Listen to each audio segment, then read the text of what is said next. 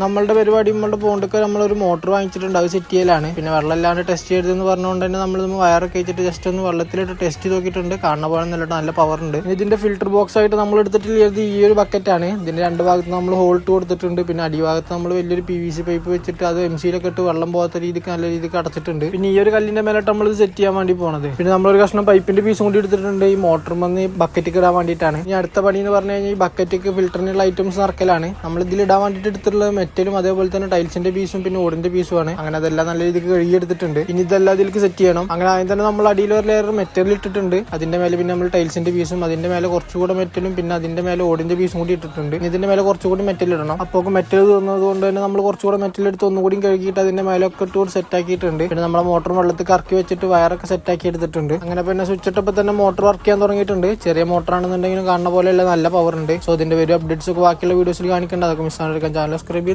കൂടെ കൂടി